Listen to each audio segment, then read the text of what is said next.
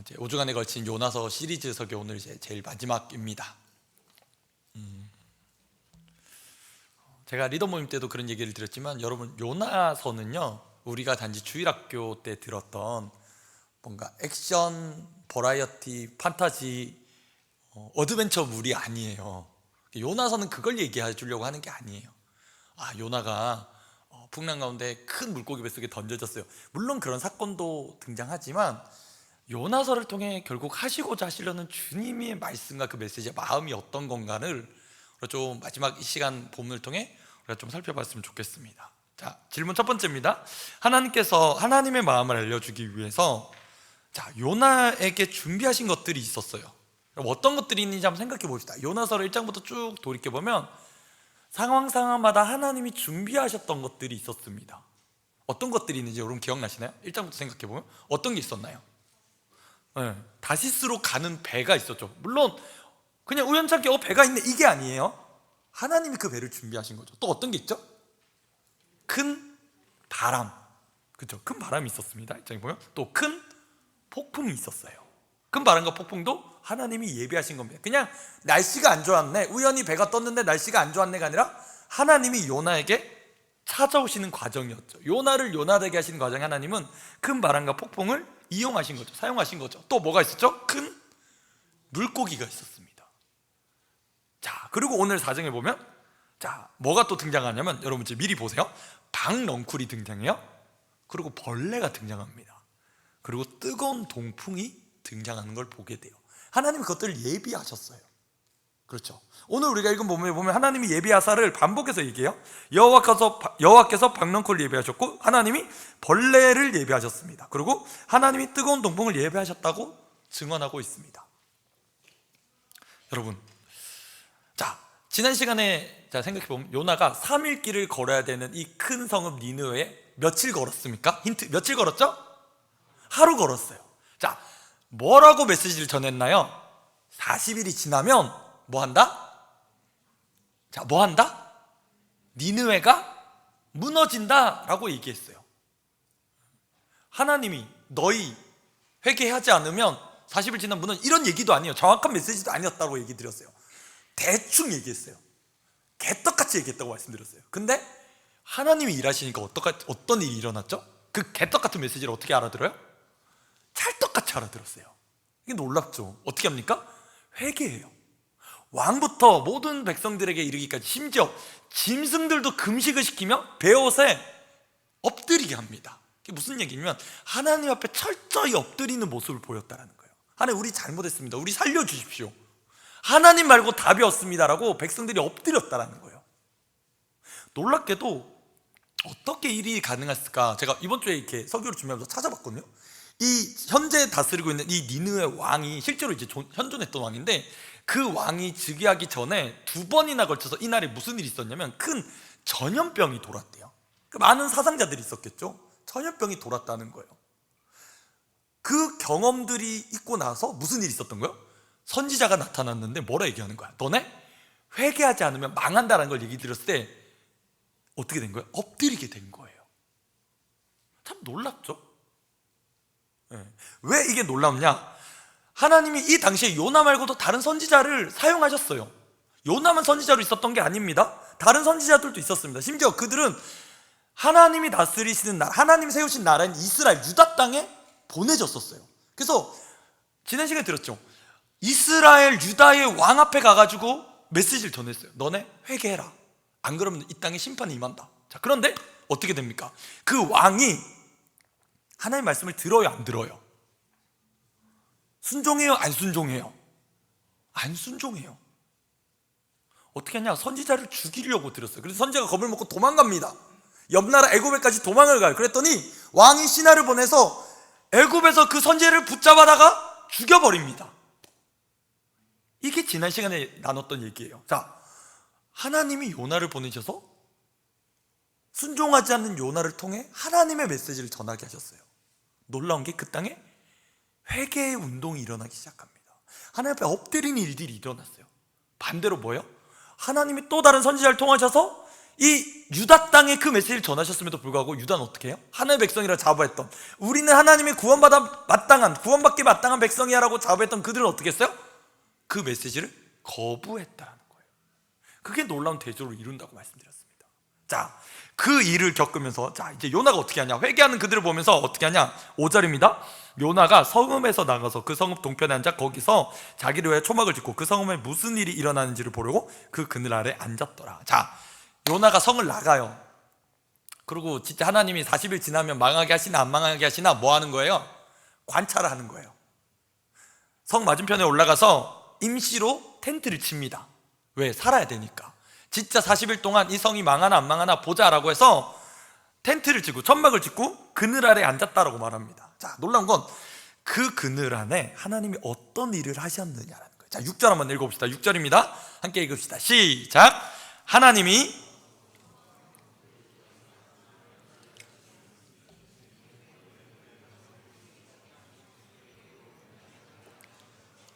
요나가 박넝쿨로 말미암아 크게 기뻐하였다.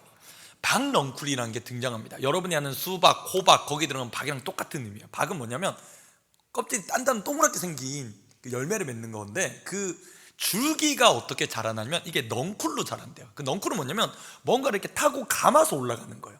그러니까 요나가 그늘을 가리게 하려고 임시 천막을 친 거죠, 텐트를. 그러니까 그 어떤 있는 선을 따라서 넝쿨을 자라가게 하셨던 거예요. 근데 박넝쿨의 특징이 잎이 크대요, 이렇게.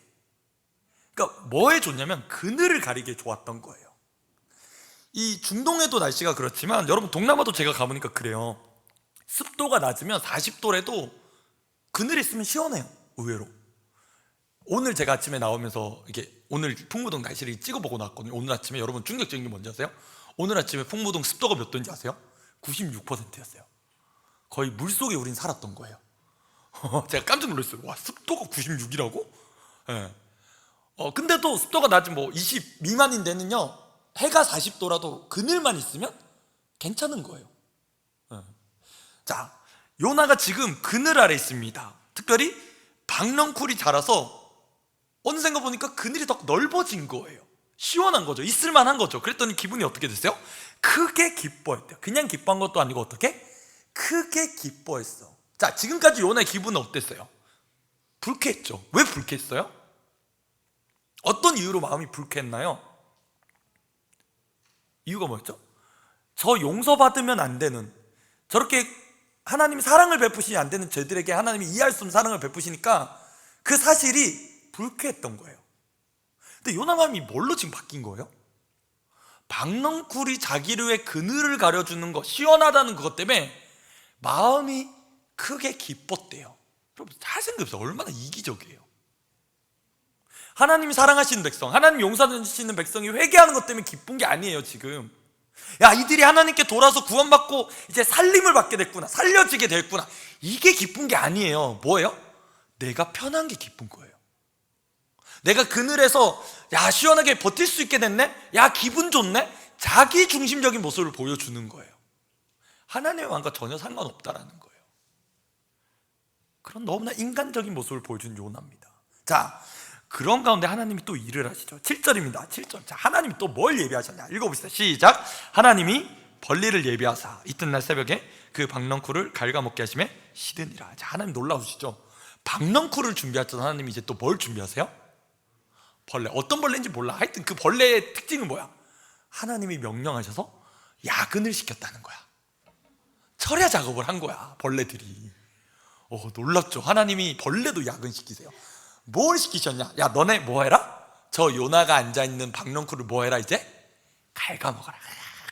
ASMR 이러면서 갉아먹은 거예요. 요나는 몰랐어. 자, 문제는 그 다음날 해가 떴어요.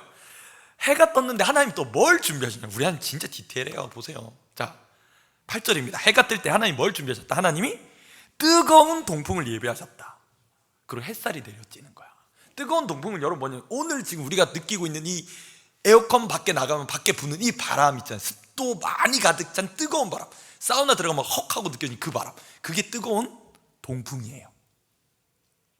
자, 어제까지만 해도 괜찮았어. 불쾌했는데 불편한 마음이 한순간에 시원해졌어. 왜? 그늘이 지니까, 박넝쿨로 인해 그늘이 지니까 마음이 너무 기뻤던 거야. 그런데 하루 지났는데, 새벽 지나니까 어떤 일이 일어나? 박넝쿨이 시들어 버렸네. 어디선가 요상한 벌레가 나타났는지 그 박넝쿨을 다 갉아먹었어. 그리고 해가 내려지는데 이제 뭐가 불어? 뜨거운 동풍이 바람이 불어오기 시작하는데 요나가 어떻게 해요? 해는 요나의 머리에 좀 요나가 혼미하여, 자 뭐라 말합니까? 하나님께, 선지자가 스스로 죽기를 구하여 이르되 사는 것보다 죽는 것이 내게 나으니이다. 아마 이거보다 훨씬 더 세게 얘기했겠죠? 아마 직설화법을 하는 게 정말 대들었을 것 같아요. 여러분 이해되세요? 어떤 느낌이 있을 것 같아요? 지금 요나가 좀 감정을 넣고 한번 읽어보자. 죽이라고! 죽이라고 이렇게 하는 게 대드는 거 아닐까요? 못 살겠다고 좀 하나님 죽이라고! 죽이라고 이렇게 대들었을 것 같아요. 더 격렬했겠죠? 왜? 여러분 지금 똑같은 거 여름 에어컨 있다가 지금 밖에 조금만 나가 보세요. 지금 어떤 기분 들 것 같아요? 지금 목사님 싫어합니까? 나가라고요. 지금 저 더운 데를 지금 요나가 그러고 있는 거예요. 지금 그러고 있는 거예요. 그 상황에 놓여져 있는 거죠. 하나님이 요나에게 묻습니다. 9절, 요나야 네가 이 박넝쿨로 말미암아 썩내는 게 어찌 옳으냐 하시니 그가 대답하되, 자 요나가 대들어요. 진짜 죄송해요 이런 표현 써가지고 정말로 개겨요. 어떻게 합니까? 그가 대답하되 내가 썩내어 죽기까지 할지라도 옳으니이다. 죽이라고! 죽이라고 하는 게 이제 투철하게 지금 대들고 있습니다.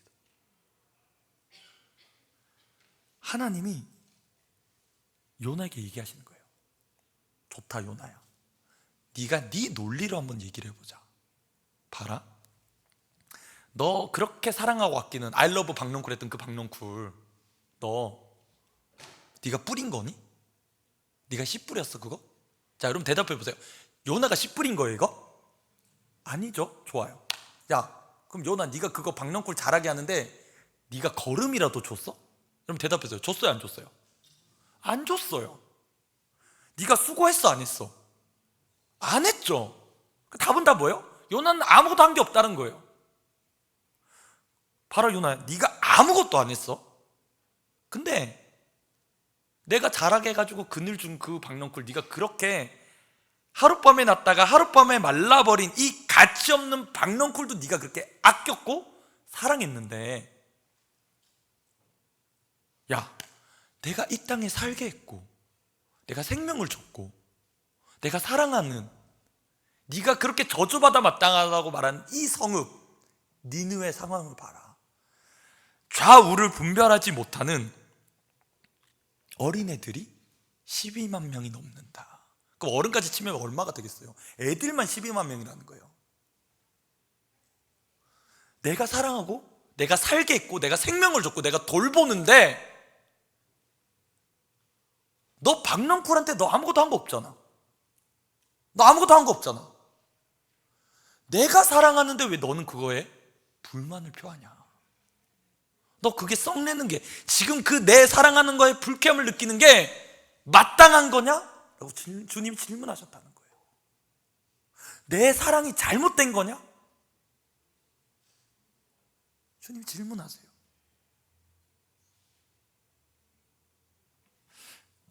여러분 두 번째 질문이 그거였습니다. 하나님의 돌보심과 아끼심. 지금 하나님이 얼마나 니느웨 성을 사랑하시느냐라는 거예요. 대조로 요나가 아끼는 건 뭐예요? 박넝쿨. 근데 얘기하시죠. 하룻밤에 났다가 하룻밤에 말라버린 이 어쩌면 가치 없는, 여러분 생각해보세요. 들에 있는 잡초를 여러분 귀하게 여겨요? 어떠세요 여러분? 밟고도 아니잖아요. 그냥 뽑아버리잖아요. 왜요? 가치가 없으니까요. 가치 없으니까 함부로 대하는 거 아니에요. 근데 그 박넝쿨이 너에게 기쁨을 준다고 너 그걸 그렇게 사랑하고 아끼냐? 그러면 내 형상을 따라 지음받은, 내가 마음 다해 사랑하는 이 백성을 내가 아끼는 게 당연한 거 아니냐? 너는 왜 그걸 모르냐? 라는 거예요. 여러분 이게 하나님 아버지의 마음이더라고요. 하나님이 사랑하세요. 포기하지 않고 사랑하세요. 근데 내 기준에 보기에는 마음에 들지 않는 거야. 내 틀에 놓고 보면 저 사람이 별로 마음에 들지 않는 거야. 친하게 지내고 싶지 않은 거야. 그러니까 어떻게 돼요? 거리를 둬요. 쟤는 말이 안 통해. 쟤는 너무 나랑 달라. 분명히 하나님이 교회로 한 백성으로 부르셨음에도 불구하고 어때요? 벽들이 있는 거예요. 담이 있어요. 우린 우리끼리 친해져야지. 우리끼리 친해져야지. 우리만 친해져야지. 우리만 잘 모여야지. 우리 공동체는 그런 모습이 아닐까라는. 여러분, 그래서 이 말씀을 어쩌면 수련 전에 우리에게 주셨는지도 몰라요. 내 안에 어떤 모습이 있는 거예요? 요나의 모습이 있는 거예요. 요나의 모습. 나는 하나님께 구원받아 마땅한 백성이야. 나는 하나님께 자랑스러운 백성이야. 근데 넌 아니여라는 거예요. 넌 못났어라는 거예요. 여러분, 하나님이 그렇게 물으십니다. 하나님 세 번째로 이렇게 탄식하시죠. 내가 어찌 아끼지 아니하겠느냐. 근데 곰곰이 질문해 보게 됩니다. 제가 두 가지 주제를 참 고민했어요, 이번 주에 이 본문을 대하면서. 여러분, 하나님은 니느웨 백성만 사랑하실까요? 다시 한 번 더 생각해 보면 하나님 지금 누구도 사랑하시는 거예요. 요나도. 요나 한 사람도 사랑하시는 거예요. 제가 말씀드렸죠? 요나 시대 선지자는 요나만 있지 않았어요. 다른 선지자 있어요. 그럼 이렇게 말 안 들으면 여러분 같으면 어떻게 할 것 같아요? 말 안 들어요. 기회를 줘도 말 안 들어요. 그럼 어떻게 해요? 다른 애 쓰면 편해요. 굳이 고생 안 해도 돼요. 하나님도.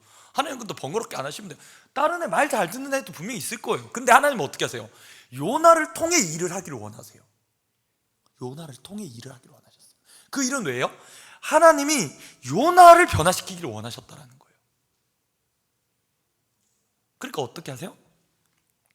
다시스로 가는 배도 준비하시고, 큰 바람과 폭풍도 준비하시고, 때론 큰 물고기도 준비하시고, 벌레, 박넝쿨, 뜨거운 동풍을 준비하신 이유는 뭘까요? 요나를 변화시키기 위해서예요. 그는 요나를 미워해서가 아닙니다. 그래서 두 번째 질문이 들었던 게 이거예요. 여러분, 그렇다면 우리의 삶에 요나에게 똑같은 관점에서 우리에게 해석할 때 고난의 문제를 어떻게 해석할 거냐라는 거예요. 여러분 생각해 보세요.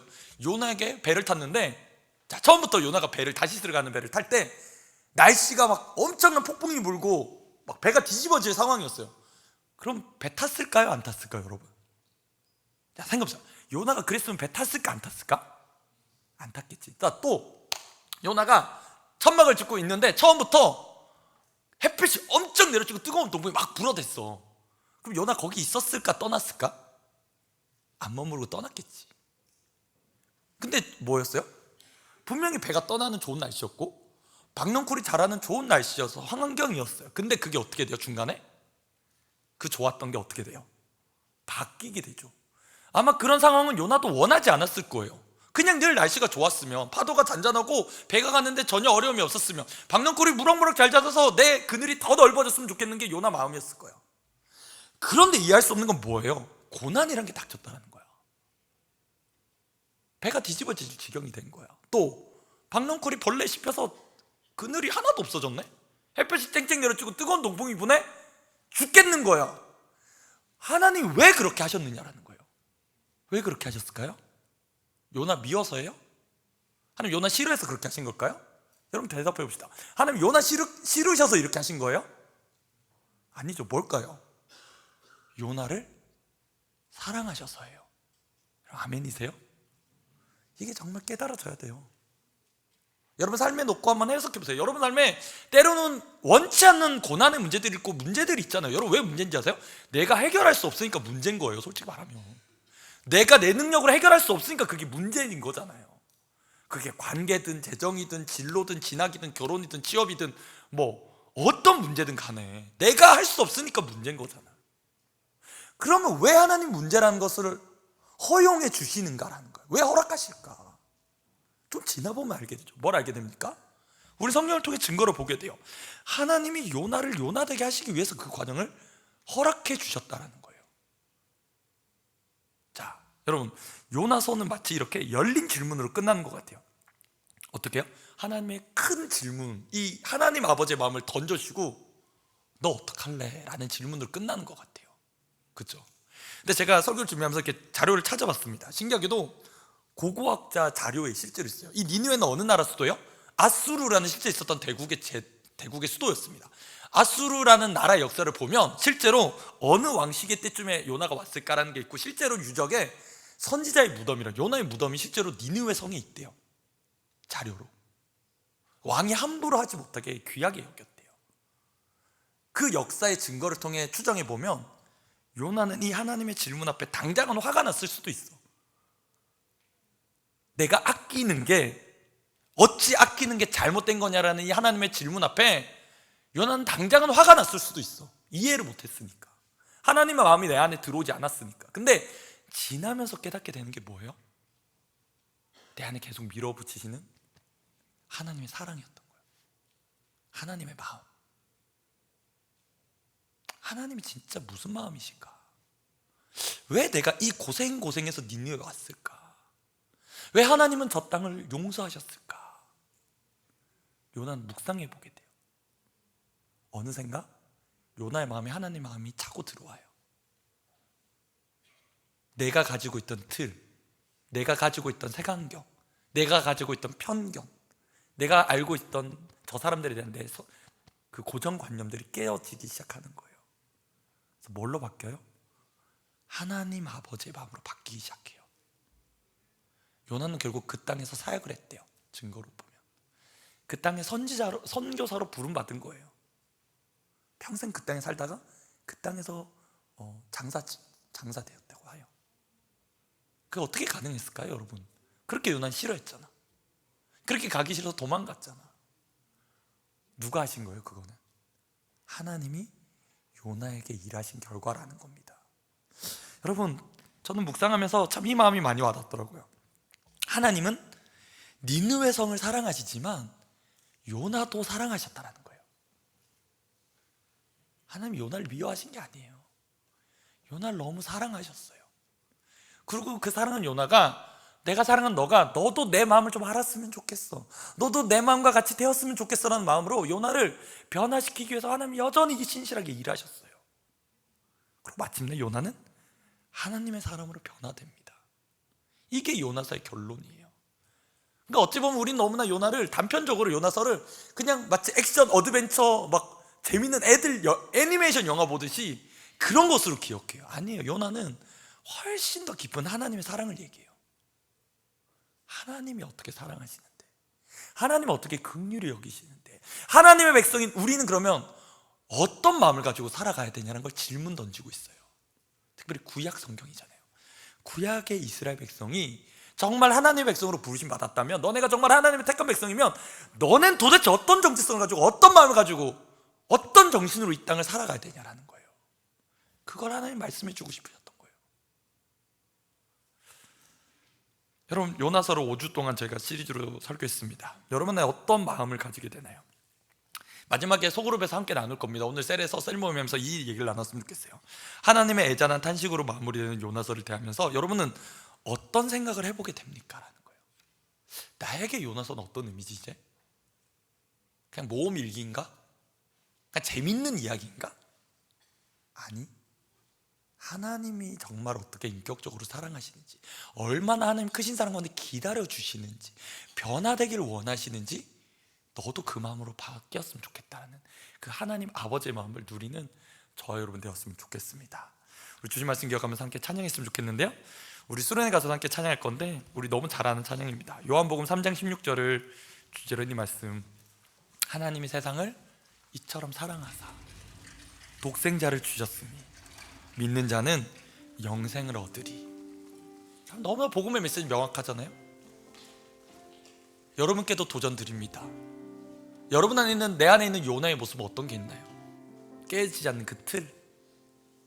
나는 잘하고 있어, 나는 잘해, 나는 괜찮아, 근데 너가 문제야 라고 말하는 내 안에 그 요나의 마음, 그 마음을 다시 한번 하나님 아버지의 마음으로 깨트리며, 하나님 이 시간 내 안에 하나님의 마음으로 채워달라고 구하면서 이렇게 찬양했으면 좋겠습니다. 찬양합시다.